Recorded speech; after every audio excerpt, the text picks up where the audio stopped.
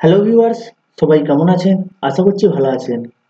Microsoft এক্সেলের প্রথম ক্লাসে আপনাদের দেখিয়েছি যে হোম ট্যাবের কাজ কি। আজ এই ভিডিওতে দেখাবো মাইক্রোসফট এক্সেলের ইনসার্ট ট্যাবের কাজ কি। তাহলে চলুন কথা না বাড়িয়ে শুরু করি।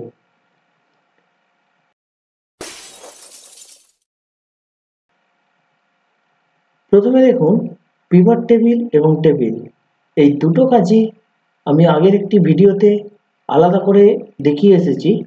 তো আপনারা এই পিভট টেবিলের কাজটি দেখে নেবেন এবং টেবিলের কাজটি হচ্ছে মাইক্রোসফট এক্সেলের সর্ট এবং ফিল্টারের যে ভিডিওটি দেওয়া আছে এটি কতকটা সেই টেবিলের মতো কাজ হবে। তাহলে চলুন আমি একটু দেখিয়ে দিই। তবু আমি একটি ডাটা ওপেন করে নিচ্ছি। এই ডাটাটিকে এখন যদি সিলেক্ট করি, সিলেক্ট করার পর টেবিল অপশানে চলে যাই, টেবিলে ক্লিক করি, মাই টেবিল অ্যাজ হেডার এই অপশানে ক্লিক করার পর ওকে অপশানে যদি ক্লিক করি, দেখুন এখানে একটি টেবিল তৈরি হয়েছে। এখন এই টেবিলগুলির মধ্যে যদি এই ডাটাটিকে কিছু সংখ্যক যদি প্রিন্ট করি, সবার প্রিন্ট না করে ফিল্টার অপশান থেকে কাজ করতে পারবো। এটাকে বলা হয় ফিল্টার। দেখুন এখানে দুটো নিলাম আমি। দুটো নেওয়ার পর দেখুন শুধুমাত্র দুটো শো করছে। এখন যদি এটাকে আবার সিলেক্ট অল করে নিই, পুরোটাই চলে আসবে। এবং আরেকটি কাজ হচ্ছে, এটিকে সিলেক্ট করলাম, করার পর যদি এখন মনে করুন যে কোনো কলাম লাইন থেকে স্মলেস্ট টু লার্জেস্ট করি, এখন দেখুন নাম্বারগুলি ছোট থেকে বড় করে সাজানো হয়েছে। এবং যদি এটা থেকে আবার লার্জেস্ট টু স্মলেস্ট করি, দেখুন বড় থেকে ছোট আকারে সাজানো হয়ে গেছে। আশা করছি টেবিলের কাজটি বুঝতে পেরেছেন। আমি পুনরায় আগের অবস্থায় করে নিলাম। এরপর আসি পিকচার।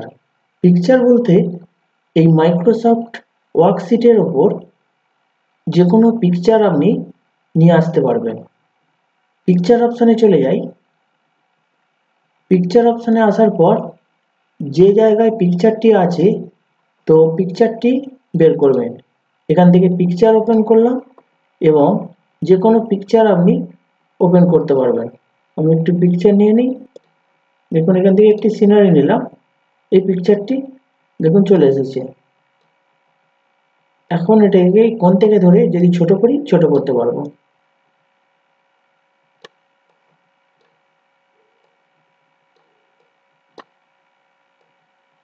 ছোট করে নিলাম। এরপর আসি ক্লিপ আর্ট। ক্লিপ আর্টের কাজ হচ্ছে এই এক্সেল শিটের ওপর বিভিন্ন ক্লিপ আর্ট থাকে। যেমন ধরুন কম্পিউটার বলে সার্চ করেছি, এখানে কিছু কম্পিউটারের ক্লিপ আর্ট এসেছে। যদি এখানে কার বলে সার্চ করি, দেখুন এখানে কার বলে চলে এসেছে। যদি ফ্লাওয়ার বলে করি, বিভিন্ন ফ্লাওয়ার চলে আসবে। এগুলো হচ্ছে ক্লিপ আর্ট। এই ক্লিপ আর্টগুলিকে আপনি নিয়ে আসতে পারবেন। এরপর আসি শেপস। তো মাইক্রোসফট ওয়ার্ডের মতোই এখানেও কিছু শেপস আপনি পেয়ে যাবেন। যে শেপসগুলি আপনার দরকার সেই অনুপাতে আপনি ব্যবহার করতে পারবেন। তারপর আসি স্মার্ট আর্ট। তো স্মার্ট আর্ট কোম্পানির একটি ধাপ নির্ণয় করতে সাহায্য করে। যেমন ধরুন আমি একটি ধাপ নিয়ে নিচ্ছি এখান থেকে। ধরুন এখানে এই ধাপটি নিলাম।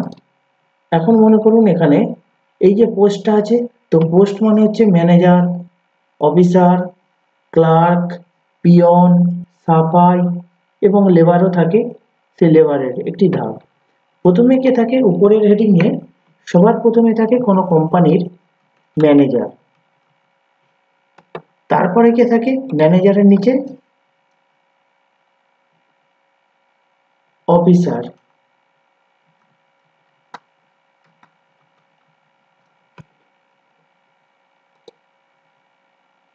এবং ম্যানেজারের পরেও আরেকটি থাকে, সেটি হচ্ছে অ্যাসিস্ট্যান্ট ম্যানেজার। তো এখন যদি এটাকে ডিলিট করে দিই, দেখুন আমি এটাকে ডিলিট করে দিলাম সব, শুধুমাত্র ম্যানেজার। এখন এই ম্যানেজার থেকে এবার ভাগ করব, এই অ্যাডসেপসে চলে যাবে। গিয়ে অ্যাড শেপস বিলো, এই যে আছে, যেহেতু আমি এটা নিচে করব, যদি আপনি ডান দিক বাঁ দিক করতে চান তখন বিফোর করবেন, অ্যাবাভ করবেন, আফটার করবেন। যেহেতু আমি নিচে করব, এখান থেকে নিচে, এখানে আমি একটি লিখব অ্যাসিস্ট্যান্স ম্যানেজার। আমি একটু উপরে তুলে নিই আপনাদের দেখানোর জন্য। এবার অ্যাসিস্ট্যান্স ম্যানেজার বা ম্যানেজারের নিচে বিলো অফিসার থাকে, অফিসার, অফিসারের পর কি থাকবে, ক্লার্ক। এখন যদি এটাকে ক্লার্ক করি,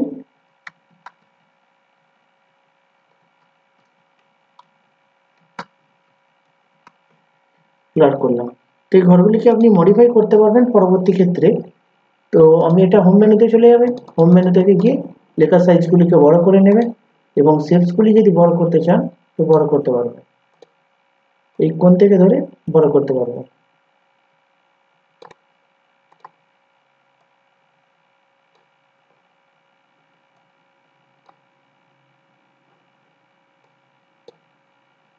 এবং লেখার সাইজকে বড় করতে গেলে হোম মেনু থেকে গিয়ে লেখার সাইজকে বড় করতে পারবেন।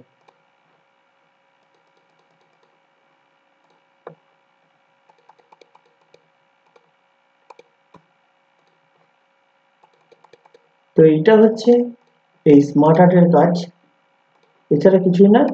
স্মার্ট আর্ট এখানে বিভিন্ন ডিজাইন পেয়ে যাবেন, সেই অনুপাতে আপনার যেরকম পজিশনের স্মার্ট আর্ট দরকার হবে আপনি নিয়ে নেবেন। এটি হচ্ছে চার্টের লাইন। তো চার্টেরই একটি আলাদা করে ভিডিও দিয়ে রেখেছি আপনাদের, যদি চার্টের কাজ বুঝতে চান তাহলে আগের একটি ভিডিও দেখে নেবেন, যে চার্ট কিভাবে তৈরি করতে হয় আলাদা করে একটি ভিডিও দেওয়া আছে। এরপর আসি হাইপার লিঙ্ক। তো আমি এটাকে একটু ডিলিট করে নেব। হাইপার লিঙ্ক, হাইপার লিঙ্ক হচ্ছে কোন একটা লিঙ্কের ওপর আপনার ডাটাটিকে নিয়ে আসা। এখানে মনে করুন আমি একটি নাম্বার লিখলাম, এই নাম্বারটিকে হাইপার লিঙ্ক করব, বা কোনো কিছু একটি প্রোগ্রামকে লিঙ্ক করব, বা কোনো তথ্য হতে পারে বা আপনার কোনো ডকুমেন্টস হতে পারে, এখানে একটি লিঙ্ক করব। এই হাইপার লিঙ্কে চলে যাবেন। হাইপার লিঙ্কে যাওয়ার পর আপনার যে ডাটাটি সঞ্চয় করা থাকবে সেই ডাটাটিকে সিলেক্ট করে নেবেন। মনে করুন এখান থেকে একটি হাইপার লিঙ্ক করে নিলাম। এখন দেখুন শুধু নাম্বারটিকে যখন নিয়ে যাচ্ছে পয়েন্টার, একটি একটি ফিঙ্গার চিহ্ন শো করছে। ক্লিক করব, করলে দেখুন ওপেন হয়ে যাবে। এরপর আছে টেক্সট বক্স। টেক্সট বক্সের কাজ হচ্ছে যে কোনো জায়গায় আপনি টেক্সট লিখতে পারবেন। এখন এই যদি এই জায়গাটা লেখেন তো এই জায়গাটায় একটি নাম্বার দিয়ে লিখতে পারবেন। আবার মনে করুন যদি অন্য জায়গাটা লেখেন তো ইনসার্ট থেকে টেক্সট বক্স, এই জায়গাটা যদি লেখেন একটুখানি করে টেক্সট বক্স, মানে যে কোনো জায়গায় আপনি টেক্সটটা লিখতে পারবেন।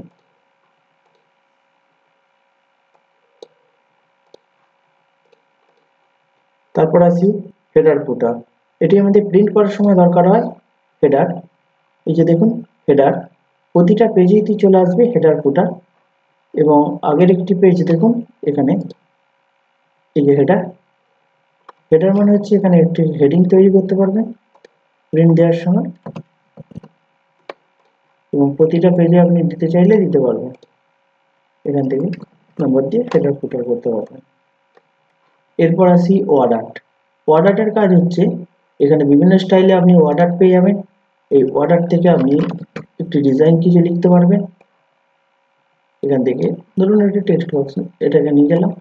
এখন যদি এটাকে লাইন, এই লাইনটিকে ধরে টেনে নিয়ে যেতে হবে।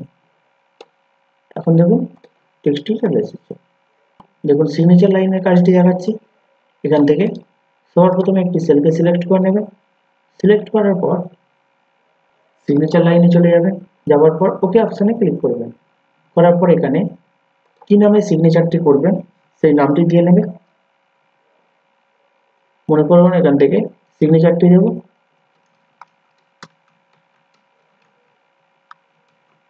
টিক মাস্টার দিলাম এবং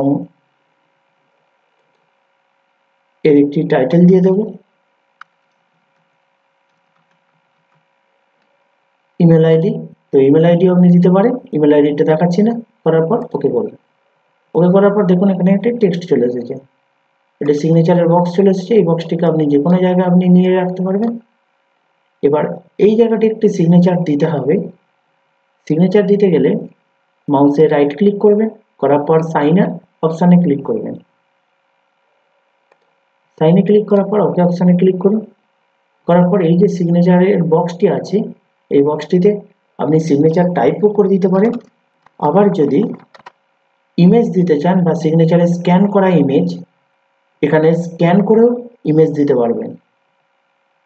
তো আমি একটি স্ক্যান ইমেজ তৈরি করে রেখেছি, এখানে সিলেক্ট ইমেজে চলে যাবেন। এখানে দেখুন এখানে একটি ইমেজ তৈরি করে রেখেছি। করার পর সিলেক্ট অপশানে ক্লিক করবেন, করার পর সাইনে ক্লিক, সিগনেচারটি চলে এসেছে। এই সিগনেচারটিকে আপনি স্থানান্তর করতে চাইলেও করতে পারবেন না, এবং এডিট করতে চাইলেও করতে পারবেন না। এখন যদি ভিউ করি দেখুন এখানে সিগনেচারটি আপনি এডিট করতে পারবেন না, এবং কত তারিখে করেছি তার ডেটটাও দিয়ে দিয়েছে এখান থেকে। আশা করছি সিগনেচার লাইনটি বুঝতে পেরেছেন এর কাজ। আমি একটি নিউ পেজ নিয়ে নিই। অবজেক্ট, অবজেক্ট অপশনের কাজ হচ্ছে এখানে মাইক্রোসফট এক্সেল থেকে বিভিন্ন প্রোগ্রামকে নিয়ে এসে কাজ করতে পারবেন। তারপর আছে সিম্বল।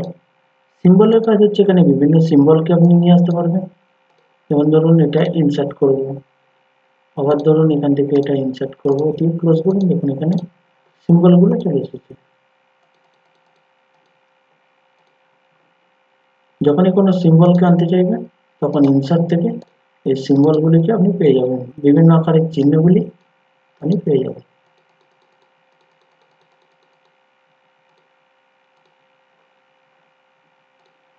আশা করছি বুঝতে পেরেছেন সমস্ত টুলস। এই টুলসগুলিকে ভালোভাবে প্র্যাকটিস করবেন, তাহলেই সব জানতে পারবেন। ভিডিওটি যদি একটু হেল্পফুল বলে মনে হয় তাহলে অবশ্যই শেষে একটি লাইক করবেন, এবং নতুন হয়ে থাকলে চ্যানেলটিকে সাবস্ক্রাইব করে পাশে থাকবেন।